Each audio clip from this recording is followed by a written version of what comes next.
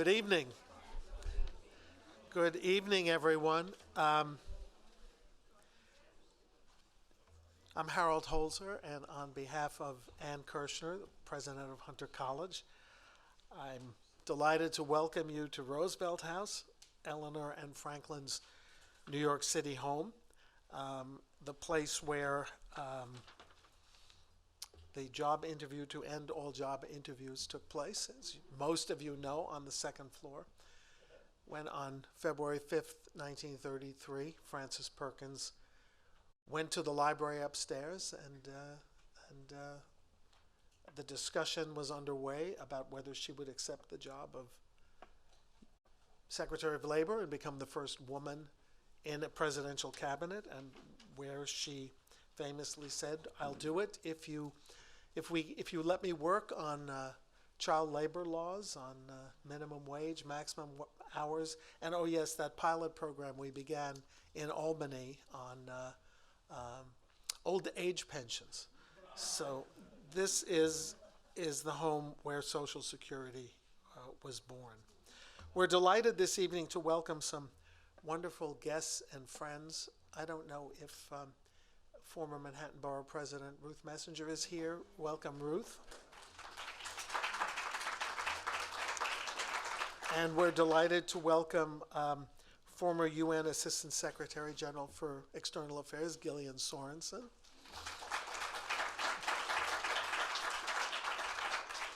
Former board chair, I hope he's here. Is Chris Bryseth here?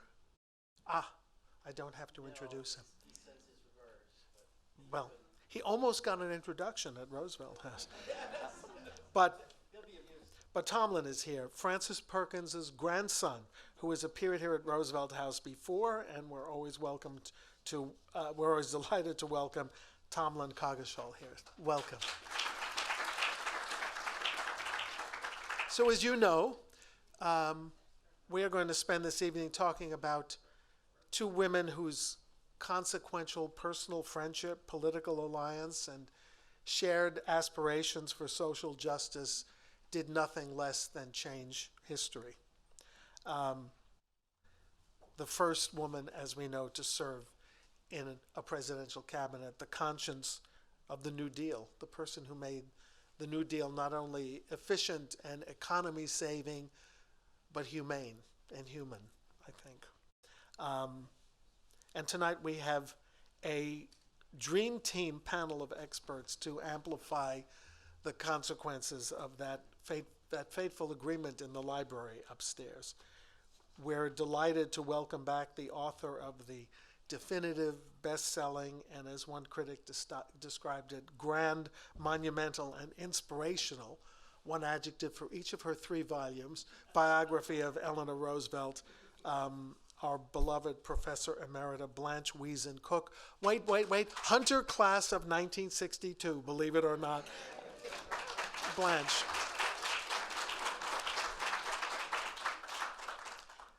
Who not only wrote about Eleanor, but met Eleanor. That's one of the advantages of those Hunter women of the 50s, the 40s, 50s, and 60s. Joining her is our own Roosevelt House curator and historian, Deborah Gardner, who spent more than a dozen years working on bringing Franklin and Eleanor's longtime but deteriorating home back to life as a public policy institute. And she has been here ever since. She created the exhibition upstairs on the history, rescue, and repurposing of Roosevelt House, and has conceived and installed all the exhibitions that we presented during my 8 years here and before. So she is our go-to person on all things Roosevelt House, Deborah Gardner.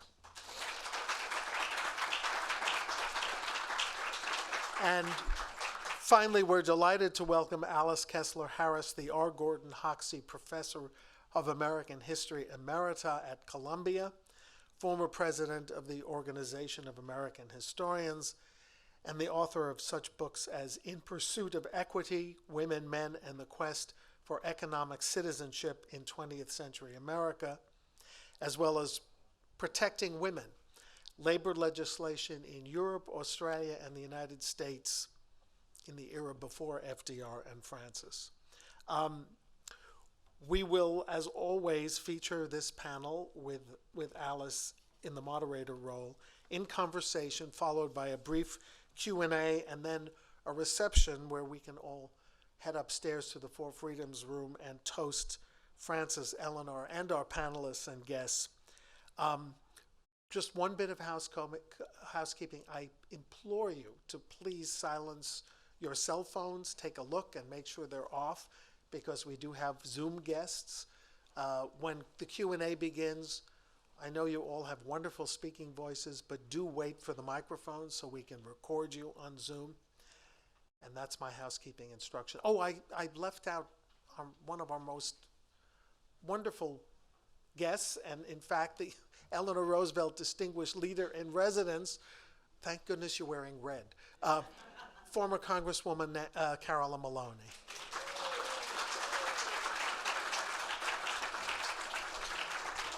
And let me say, if you're a regular, you may notice that for the first time we have American flags in place here.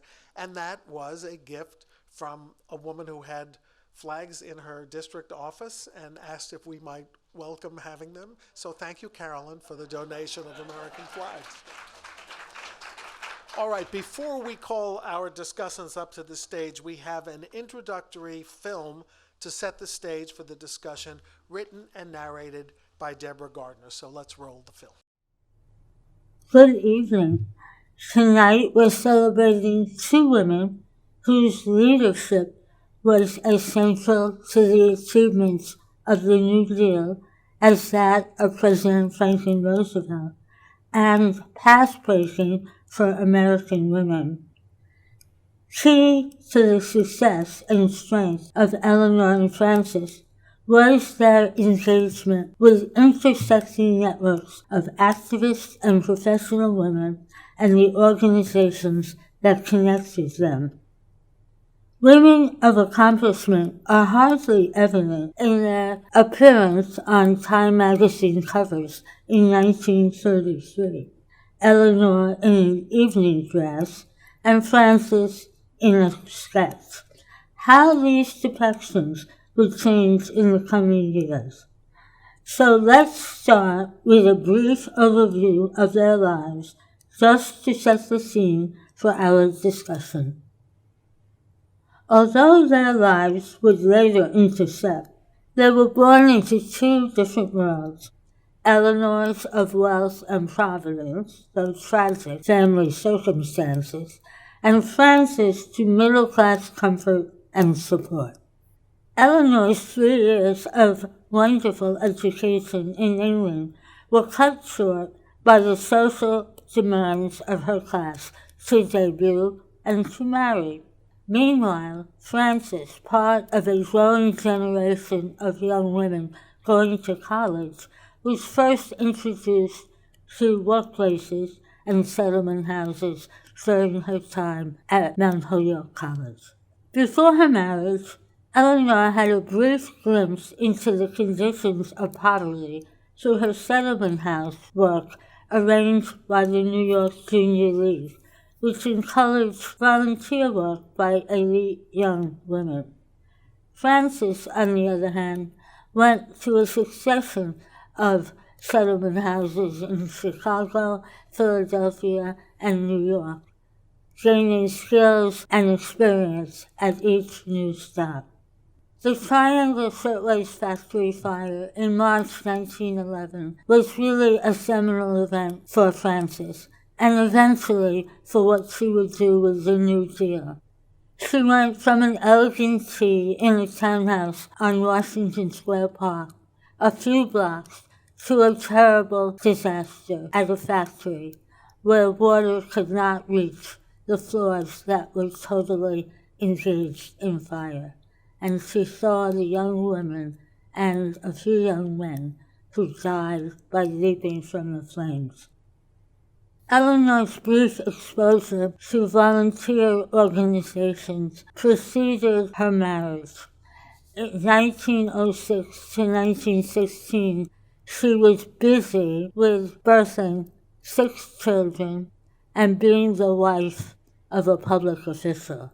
At the same time, Frances was studying in Philadelphia and New York economics and sociology, gaining skills in social work, and starting to work for various organizations to improve the workplace for young women. She also volunteered at the major activity for women interested in politics, which was the suffrage activities. Following the Triangle Fire, she became a paid participant in researching and putting together new legislation to improve workplace safety. In 1919, as a result, Governor Smith appointed her to the Industrial Commission. In the 1920s, we see quite a different picture. Eleanor is back in New York, her husband is out of office, and she can engage in a wide range of political and civic groups, recruited and trained by the women who have been honing their skills in lobbying campaigns. She works with a wide variety of talented women at the City Club and even at the Cosmopolitan Club, where society women and professionals mingle, study issues, and propose solutions to municipal problems. Frances returns to government when the re-elected Governor Smith brings her back to the Industrial Board to oversee work conditions, hours, and wages. And when Franklin Roosevelt is elected governor, he promotes her to position as head of the Industrial Commission. It's very important to note how these shared networks and friendships and communications and connections that were made in all the organizations you saw on the previous slide were critical to the success of Eleanor and Frances. And here I'm just listing the women who were involved in many of these organizations, and we will return to them in our discussion in a few minutes. But the kind of network building that was critical in the 1920s really emulated what men had been able to do all along in their organizations and their clubs, and the women took it to a new level. In the 1920s, of course, both women were living in New York City. Eleanor in townhouses, though she did get a small apartment in the mid-1930s when she returned to New York frequently from Washington. Frances Perkins lived in a series of apartments in Greenwich Village, and even Eleanor's apartment was in that area, to be close to people in her networks and the organizations she worked with. During the 1920s and into the 30s, of course, their paths crossed frequently in their organizations, and even more so when Franklin Roosevelt became governor. Frances often stayed at the governor's mansion when she needed to be in Albany, and she and Eleanor had a chance to become better acquainted and talk about the issues. On other social occasions, they would be brought together frequently in the following years. And you can see in the middle picture, Eleanor and Frances at an event in Roosevelt House in the very library where Franklin would ask Frances to become Secretary of Labor.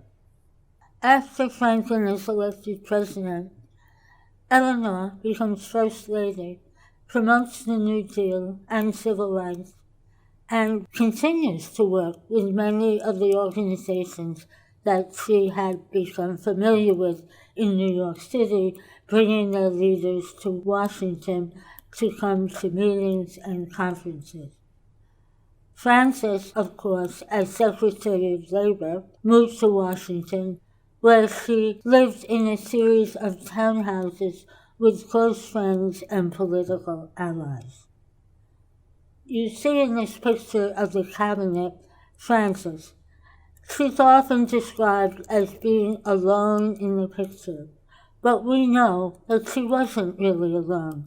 She was accompanied, in effect, by all the women she had worked with and she was going to work with during the New Deal.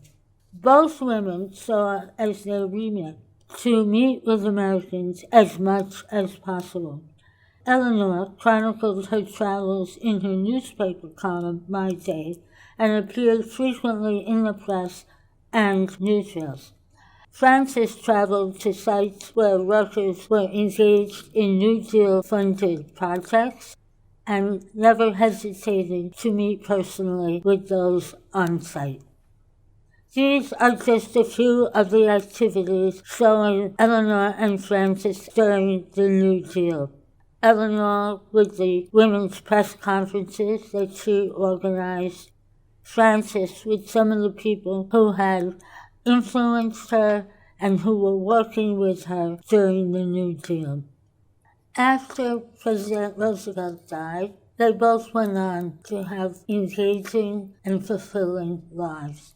Eleanor at the UN to do her greatest accomplishment, to bring into being the Universal Declaration of Human Rights in 1948. Frances continued in Washington, working on the Federal Civil Service Commission, and then enjoyed teaching, speaking, and writing in the years to follow.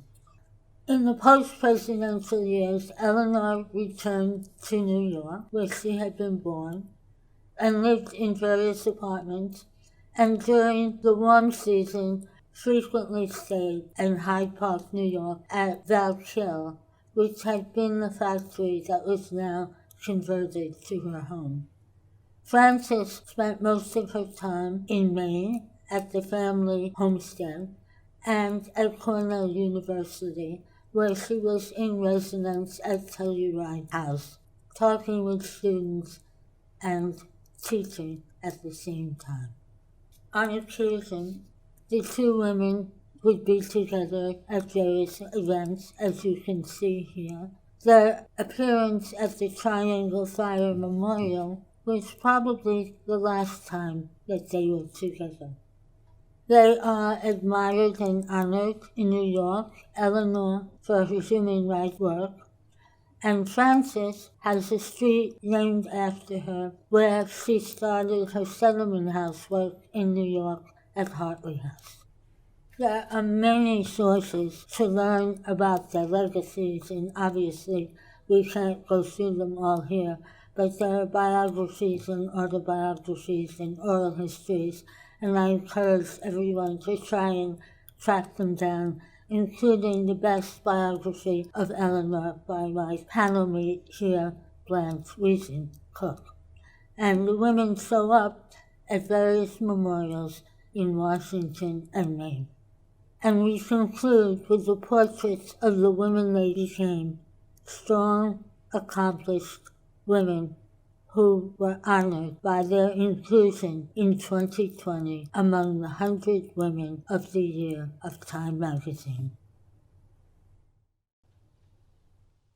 Wonderful introduction. Thank you for putting that together, Deborah. And now let's welcome Deborah Gardner, along with Blanche Wiesen Cook and Alice Kessler Harris.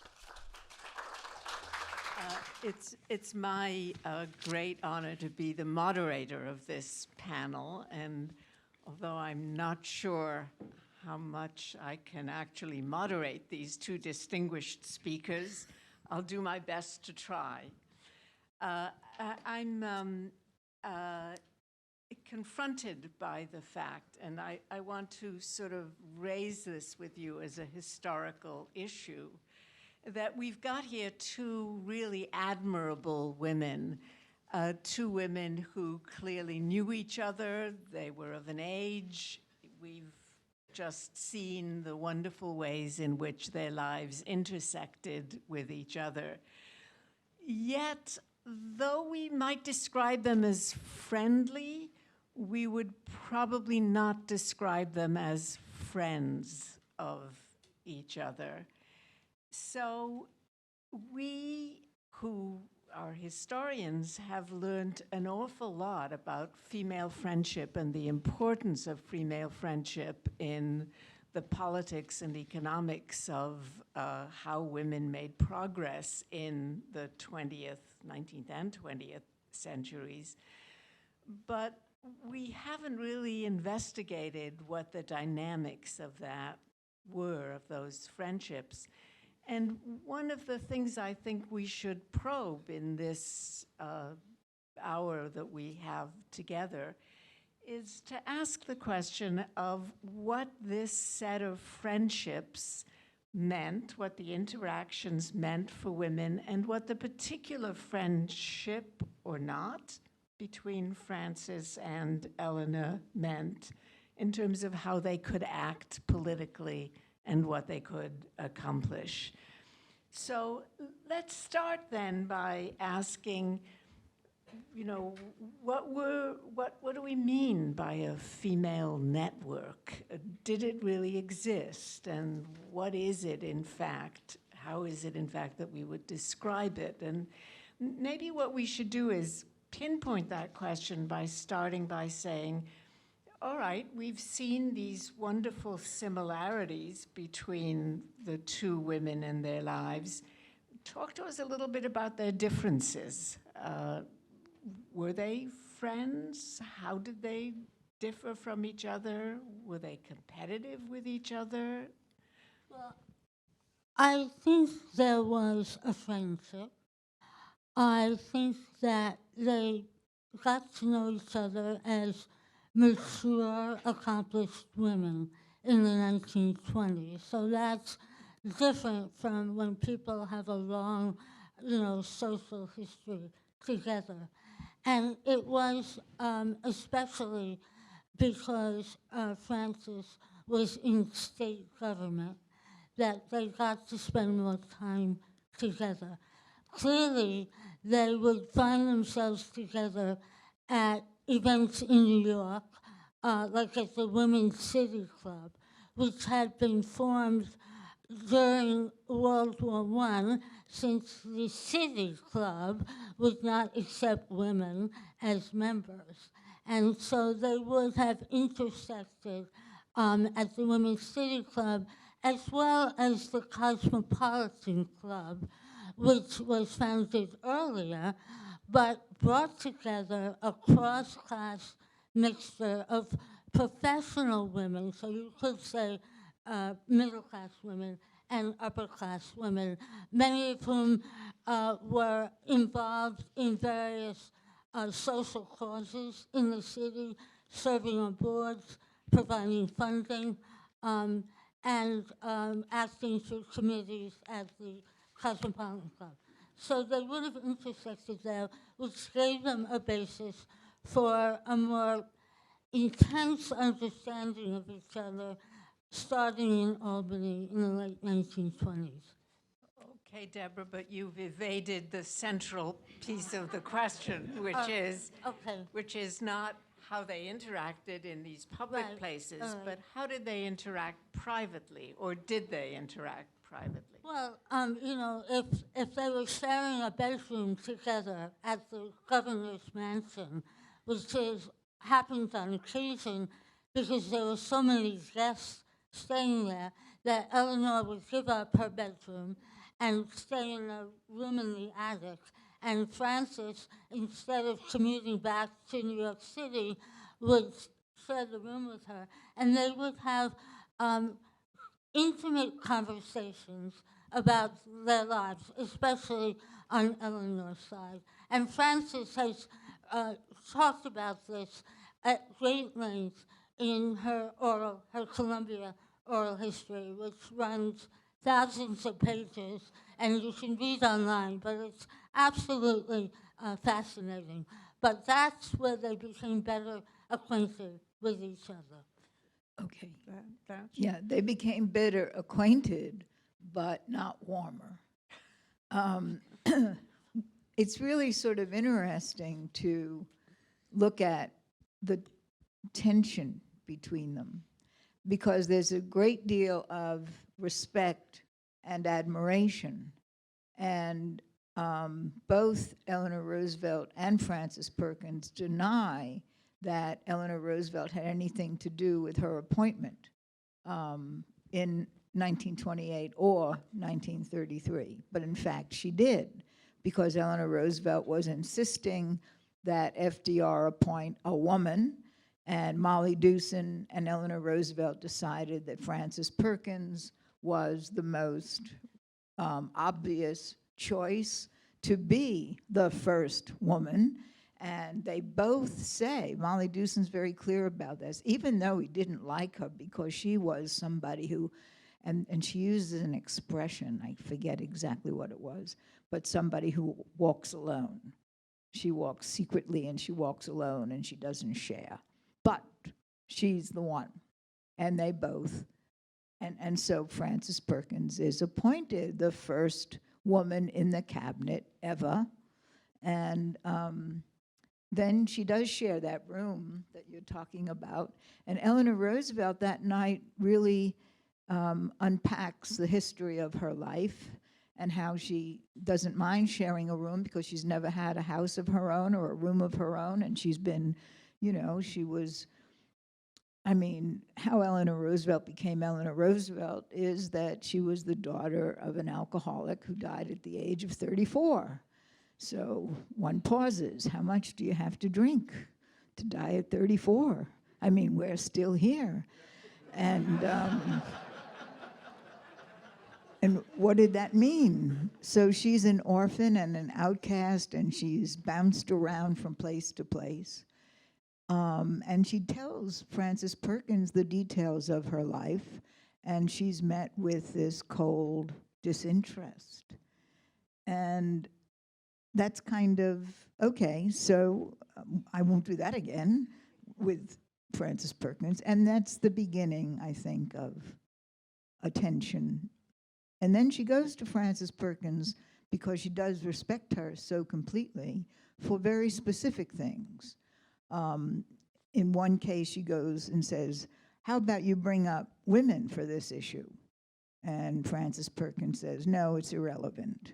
And then she says, what about bringing up blacks in this issue? And Frances Perkins says, well, it's not timely.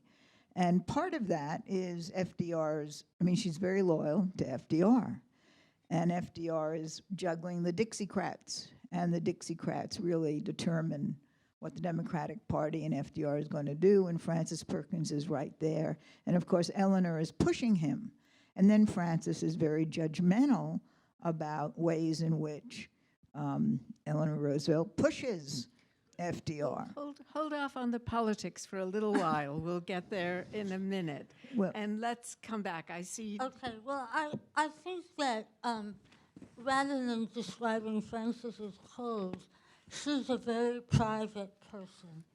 And she's not going to share the tragedy in her family, which is her husband has been institutionalized because he was probably bipolar. He didn't have that term then. But and that had been the case now for at least a decade by the time she is sharing the room with Eleanor. And she never really shared that information with people publicly. She had to manage it on her own. And what's extraordinary is that she has this intense public career, first in the state and then in Washington for 12 years, while she is managing his care for his illness at a distance. He's in New York, and overseeing her daughter, who is growing up at the same time. And you probably have to have enormous emotional strength in order to juggle all of these responsibilities. And yet look at the things that she managed to do as Secretary of Labor. It's truly extraordinary. And I just want to add one final comment on Eleanor, which is given the background that Blanche reminded us of. It's almost a miracle that she became who she became. How did that happen? you can account for some of it with this wonderful schooling in England, but there was more to it. And she was a lifelong learner. That was part of it. But there was something else, something that created this extraordinary person. So you both seem to be saying that one is private, Eleanor is shy to begin with and then overcomes her shyness. They both have what you might describe as extraordinary domestic lives. Frances, in terms of taking care of her sick husband, but Eleanor also caring for the sick husband and also leading the way into his political career. So they seem, and yet they seem not to have liked each other, that is, formed a kind of confidential, intimate relationship with each other, the way they both did with other women and men, but women in their lives. There's one other thing I think that shocks me when I read it, is that Frances Perkins frequently talks about how Eleanor makes so much money.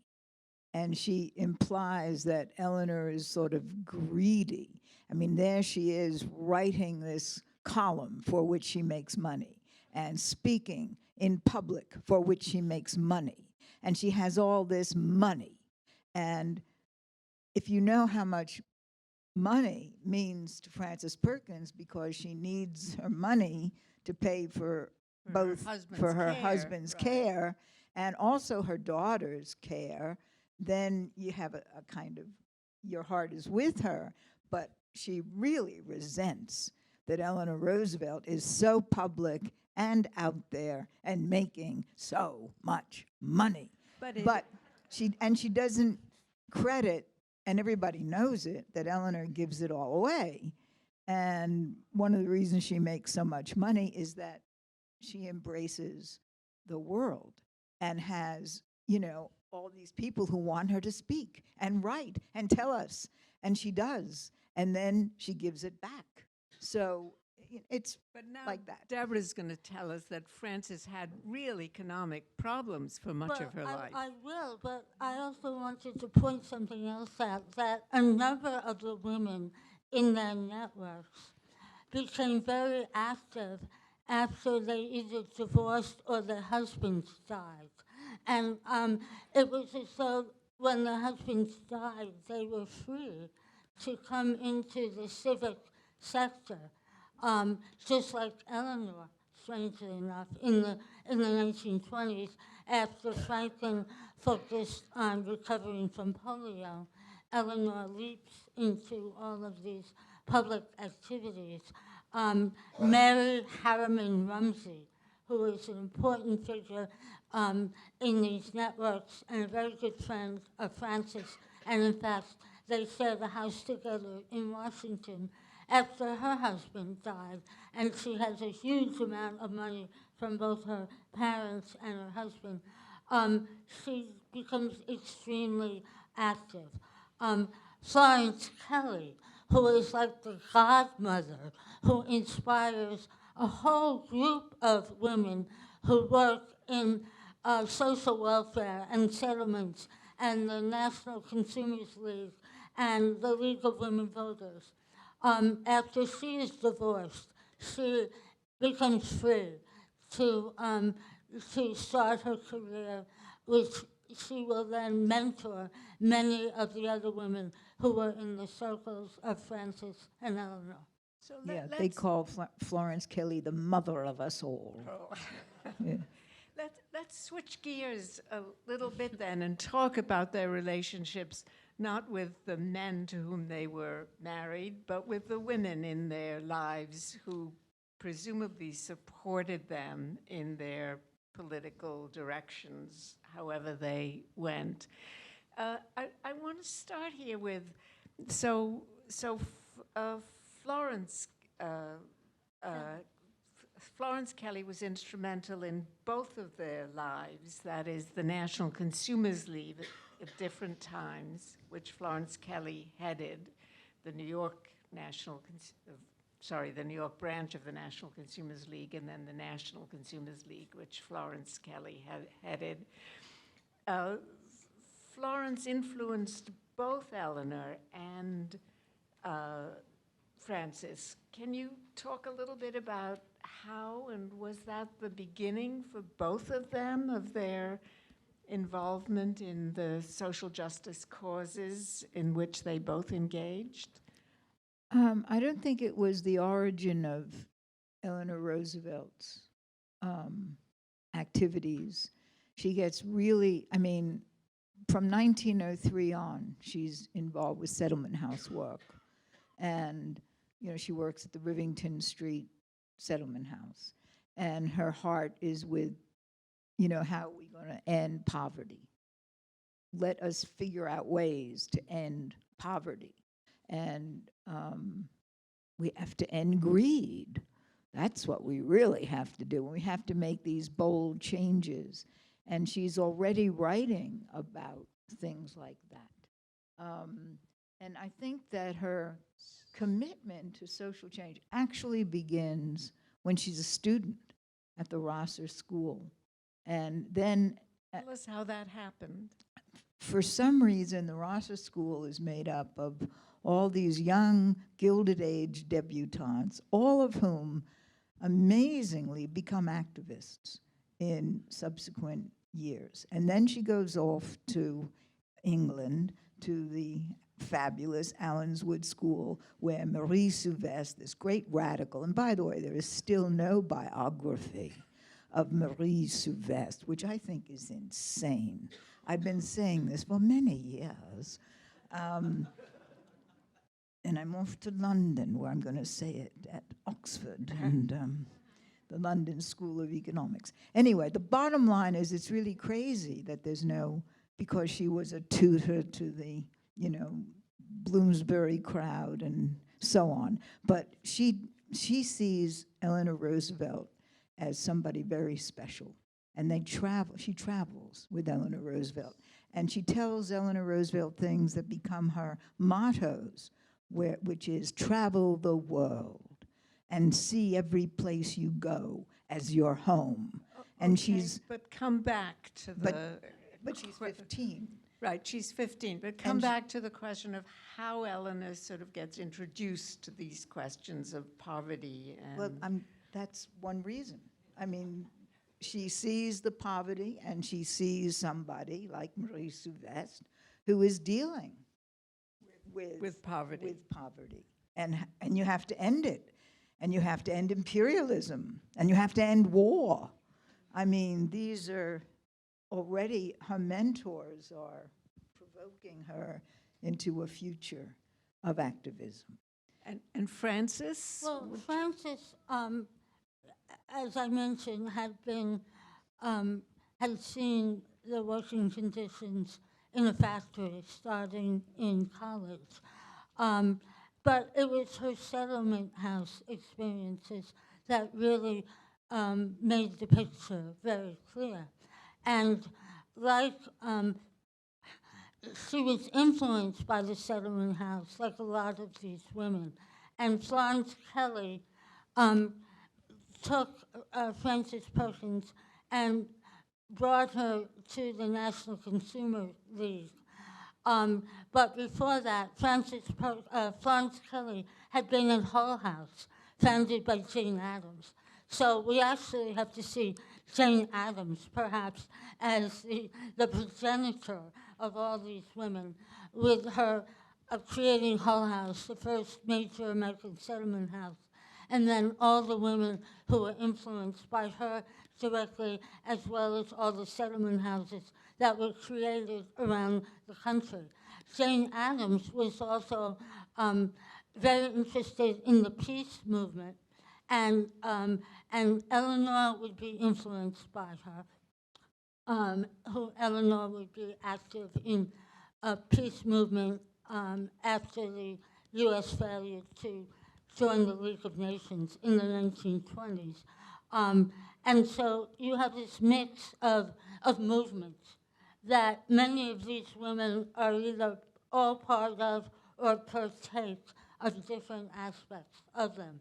And so Florence Kelly brings it to New York and mentors Frances Perkins, who goes from the National Consumers League, which encouraged women shoppers only to put their dollars where businesses were certified that the women were being paid decently and had decent working conditions. So it wasn't quite a boycott, but it was close. And then from there, Frances goes to the Fire Investigation Commission and so on. So it sounds to me when I listen to this that the relationships that Frances had with other women that pulled her are sort of professional relationships. They're in the course of her work. And this sounds to me as though Eleanor's relationships are far more personal. Is that? Or would you say she also relies on other women to pull her into the political work that she did? I think that most of the relationships that are political become for Eleanor Roosevelt personal, because she is this big-hearted woman who is, essentially hugging. She's like Wendell Willkie, Huggy Bear, and has, in many ways, has Wendell Willkie's vision. We have to be one world, and we will love each other or die. And that's her, But her friends, if you think about the Rosser School friends, Gwendolyn Burden, Jean Reed, Isabella Ferguson, these are her friends from school, and they become really very active in the Junior League for the promotion of settlement movements inspired by Jane Addams and Lillian Wald. And Lillian Wald is also one of Eleanor Roosevelt's great friends. And it's the Junior League, it's these extraordinary, we don't think of Gilded Age debutantes as reformers, but they are. And I think that's sort of fascinating now that we're all sort of involved with the Gilded Age films and so on. And then there's the Junior League, the Consumers League, and then let me just say, Eleanor Roosevelt goes through a period after this is from 1903 when she comes back from Allenswood to about 1905. And then she gets caught up in her marriage. And she goes through a period of maybe 12 or 15 years of total misery and silence. And she doesn't confide in anybody. And she goes through a period of Chaucer's passivity monster, she calls them her Griselda moods. And in her Griselda moods, she's just miserable. And it's not until World War I that she breaks out of that. And then she gets all involved with the Red Cross and with the Red Cross canteens and with going to hospitals and dealing with wounded soldiers. And then she has work to do that she loves again. And she has a mission, and she breaks out of her very long Griselda moods. And then she's political into the 20s in a whole new way, blessed by two great friends, Esther Lape and Elizabeth Reed. And again, let me say, I think Esther Lape is one of the most fascinating women in history, and there is no biography of Esther Lape, L-A-P-E. And Elizabeth Reed is her partner, and Eleanor becomes Eleanor's best friend and they introduce her to all kinds of movements. They're another level of wealth and another level of movements, and Eleanor Roosevelt and Esther Lape really become the great crusaders for the World Court, to get the U.S. into the World Court, which is the first entry in Eleanor Roosevelt's FBI file. that she wants the U.S. in the World Court in 1919. That's the first entrance. But these names and these friends are not necessarily the same friends that Frances had, or are they? Or is there some overlap here? There's And- some overlap. There are two women where there's, I think, overlap. Rose Schneiderman, who was a founder and later head of the Women's Trade Union League, to which Eleanor and Franklin belonged. This was an organization that brought together working women with women of the middle and upper class. And Rose really educates Eleanor about working class women and their needs. And she is a guest here at their home. And when they go to Washington, she's appointed to the advisory committee to look at creating Social Security and like programs. And Frances also, Frances also works with her. So there's, while it may not be deep friendship for Frances, there is an overlap. And of course, as industrial commissioner, that would definitely take place. The other deep overlap is Molly Dewson. Molly Dewson, another college-educated woman. A number of these women in the progressive reform movement went to college, and the Seven Sisters colleges. She went to Wellesley. Mary Harriman Rumsey went to Barnard. Frances Perkins went to Mount Holyoke. Molly Dewson becomes very active in the Democratic Party in the 1920s, starting also with a social welfare background before World War I, and then working for the Red Cross during World War I. So that would have, but in Europe, and Eleanor actually had wanted to go to Europe during World War I to work with the Red Cross, but she wasn't allowed to as the wife of the Assistant Secretary of the Navy. Molly Dewson comes back, and she gets involved with democratic politics and organizing women who got to vote in 1920 to vote Democratic, especially in the late 1920s for Al Smith and Franklin Roosevelt. She is extremely important, and she is the one who promotes Frances to be Secretary of Labor from behind the scenes, and talks to Frances and says, you can't say no. You'll set back women, a generation or two if you say no. And she releases trial balloons, and she organizes people to write to Franklin. So she is another crossover figure because she works in the New York State Democratic Party and the National Party with Eleanor, whose career as a politician blooms in the 1920s. She is quoted in the New York Times over and over again. She is giving speeches. So there is a crossover person for both of them. And she's very proud. Molly Dewson, working with Eleanor Roosevelt, Frances Perkins is one of their appointments.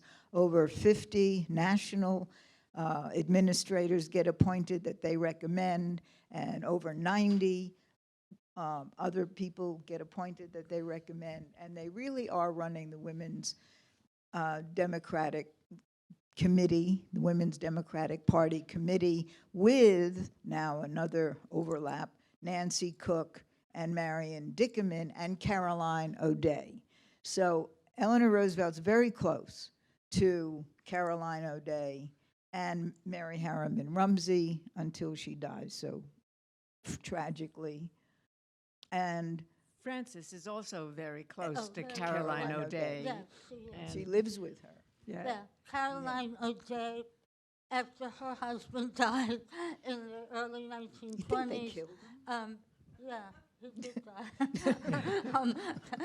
Becomes no. active in politics and is elected to Congress 34, 36, 38, and 40. One of 6 women in the House. So she is another member of this circle. And what about Mary Harriman Rumsey? You haven't talked about her, and she seems to have been close to both women. Well, she comes from the Harriman family, the railroad mogul was her father. Averil Harriman was Is her her brother. and her husband was also wealthy. After he died in 1916, I mentioned she became very active. And she had a lot of money, so she supported many causes. 500 playgrounds in New York are She a built result of her 500. work. And some of you may know the Rumsey Playground on the east side of Central Park. So she put her money into important causes. She ended up in Washington with an appointment under the National Recovery Administration for consumer matters, since she had worked on that in New York also. And she was a horsewoman, and she went to she went to all the horse shows and went to the rounds, and she died in a horse accident. Her horse tumbled, jumping, rolls over her, and it's not clear. Frances Perkins thinks that it was a tainted blood transfusion, but other people think that it was all the bones that were broken, and it's not clear why she died. But she dies very, very young. 51. She was 51. So she was 51 when she died. Yeah, right. but it's 1934, and, Frances Perkins is living with her for a year or 2 years, and she's gone. So let me just sort of probe one final thing, and then we'll turn to the audience for questions. The relationship between these two women and their political futures. Now, we've heard a little bit about how Eleanor supports Frances in getting these positions. And yet, as I see them working in the 1930s, I see Frances's loyalty to Franklin, to FDR, being the sort of primary thing that pushes her, including in terms of Social Security and unemployment insurance and the health care bill that never actually gets passed. Whereas Eleanor, although she is certainly not disloyal to Franklin, goes her own way in much more individual directions. Frances plays by the boys' rules, something like that. Was that fair to say? Eleanor sort of carves her own path insofar as she can. Is that a fair generalization to make? I don't know. Some of the things, they intersected on a number of issues.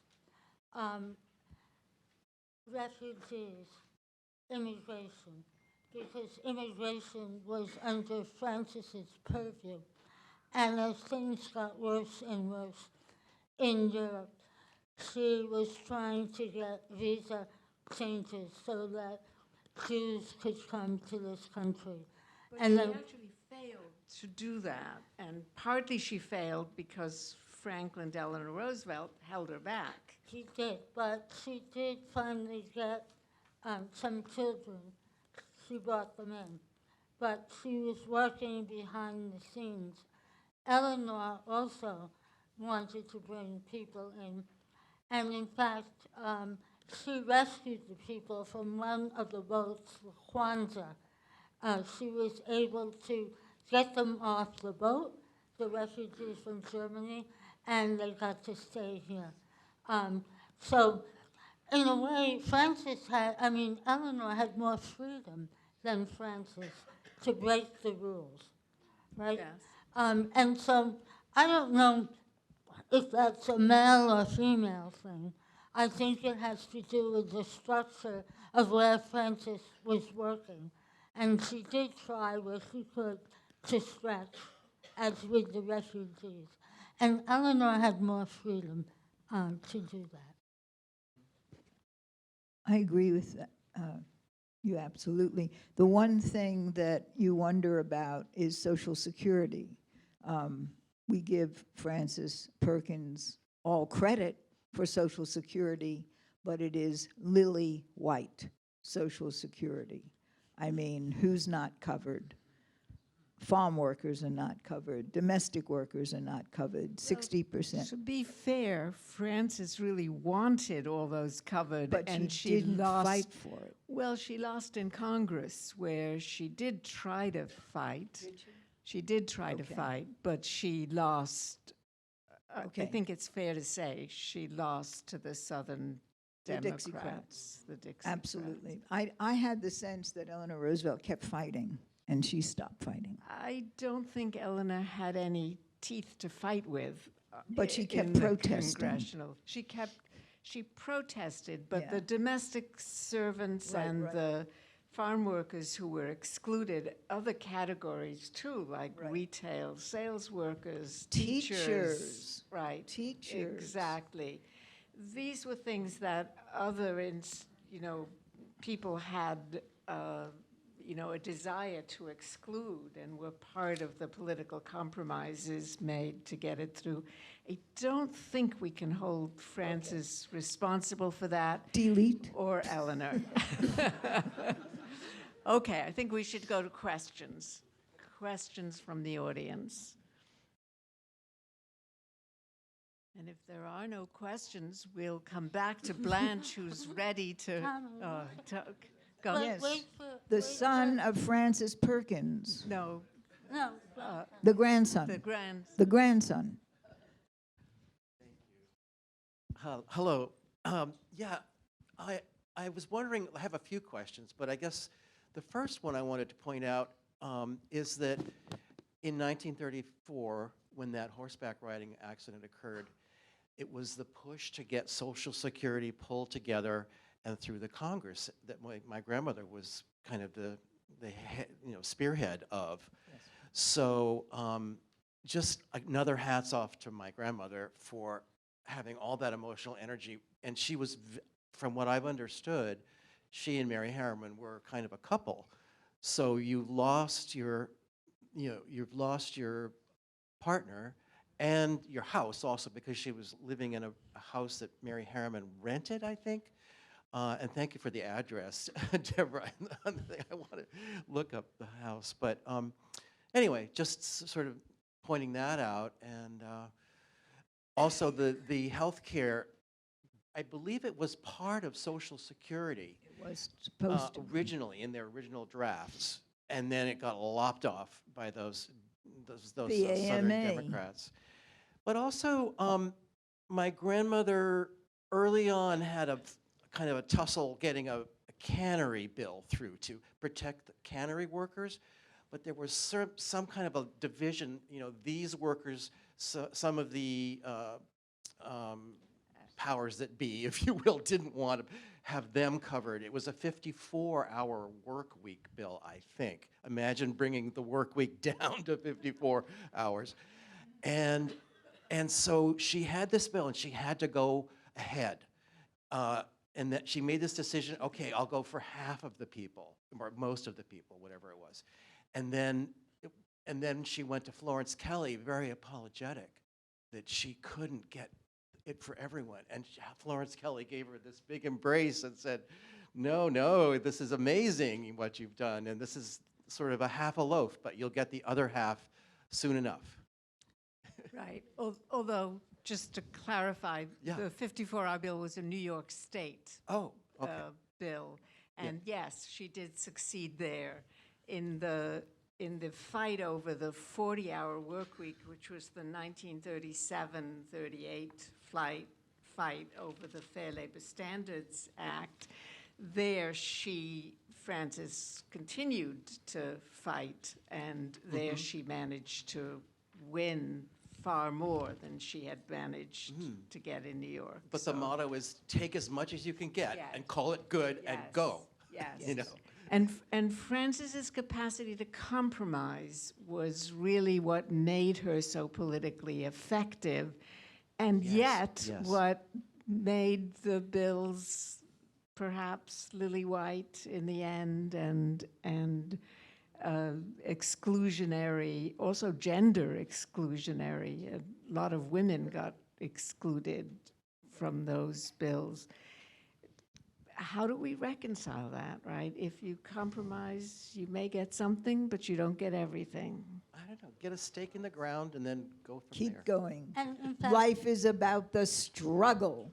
Yes. Yes. It is one thing that Eleanor didn't have to do quite as much because she wasn't actually fighting on the political ground. She was fighting above the ground. Let me just say one thing about the health insurance that was supposed to be in Social Security. The AMA lobbied it to death. And I would like to point out, here we are in 2023, and the AMA is still opposed to any kind of significant health insurance for Actually, everybody. it's beginning to come around now, Well, slowly. we'll but surely. see. let me say that. Another okay. question. Questions. All right. Well, in any case, you kind of moved in the direction that led me to want to ask this question about the Democratic Party being such a weird, fractured party at that time, because you had the Dixiecrats, who were hardly what we would think of as anybody open to women, anybody of any economic status below the economic control in the South and so on. Well, no, I'm leading to the question. So the question is, how did they reconcile their positions here in New York State with dealing with them? You're talking a little bit about compromise, but was the media much help in them fighting them, or was the media also playing them against each other? That's a good question. I don't think we all We don't know. paid attention to the media Yeah. in the way we do now. So that's a good question. Does anybody know the answer? Well, I can say that one of the women in the New Deal, Ellen Woodward, was from Mississippi.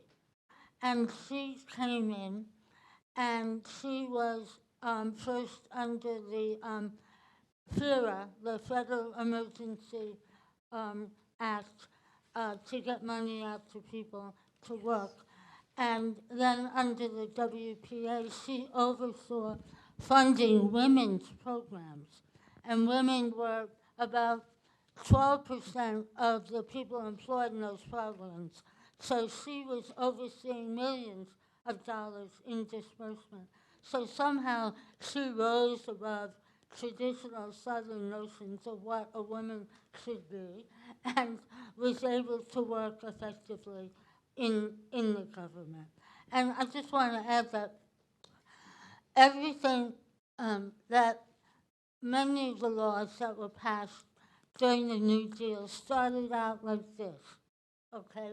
And then they were enlarged over and over again. The minimum wage, 1938, 25 cents an hour. Crazy, right? And even Franklin said that would be $11 a week.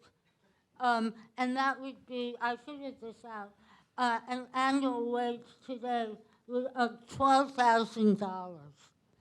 And of course, the minimum wage has gone up, not as much as it should. But the point is, they took what they could get, and sometimes they got more than they wanted. Most of the time, they got part of it. But they began the process. But let me just add two things here. One, the minimum wage reduction, the initial proposal was 40 cents an hour, reduced to 25 cents an hour.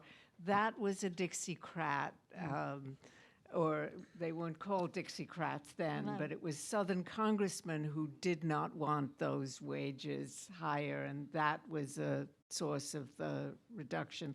But the second thing I should say, and perhaps this answers a little bit of the media question, is that the health care bill or the health care provision never made it out of the committee, so it was never debated on the floor of Congress, which meant that the media may not have known, probably did not know what the arguments were. It's true that it was the AMA that stopped it, but it was all done sub rosa, not out front.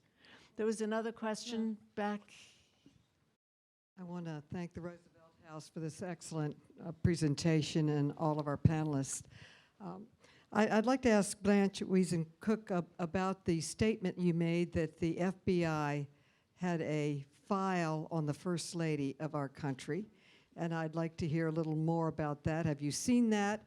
And I'd like to also ask Deborah Gardner, when you mentioned that they were both very close to Caroline O'Day, I want to know where her district was. She was a member of Congress, or all of you. Why were they not closer? There were so few women in power. They had the same goals. They had the same drive. They both wanted to help the American families improve their lives.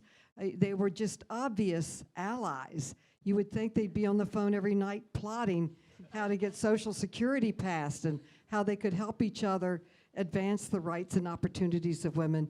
And I yield back, and I thank you for your devoted lives. For some answers. Let me just say they were close to Caroline O'Day, both of them. Eleanor Roosevelt's in touch with her on a regular basis. They're intimate friends, but not as intimate as Frances Perkins and Caroline O'Day, I think, more intimate. The question about the FBI, John Edgar Hoover, hates Eleanor Roosevelt. I have her entire FBI file, which I got through the Freedom of Information Act, because many years ago I founded something called the Fund for Open Information and Accountability, and we lobbied for the Freedom of Information Act, and Bella Abzug was in Congress, and we got it. And then I was working on my Eisenhower book, and everything I wanted to know was secret and classified. What happened in Iran, what happened in Guatemala, I couldn't find out. But then I got a lot of files through FOIA, but I also got a lot of files I didn't even ask for, including Eleanor Roosevelt's entire FBI file, which is thousands of pages, and I wasn't working on Eleanor Roosevelt at the time, and so I didn't use it, but now I am going to write a book on Eleanor Roosevelt's FBI files, because J. Edgar Hoover hated her in the file, which begins with Eleanor Roosevelt and Esther Lape supporting the World Court. He follows her everywhere. 80% of the file is race, what she says against lynching and segregation and race violence. And we didn't talk about the NAACP, and they both get involved with the NAACP in the 20s and 30s. And that begins to change the story.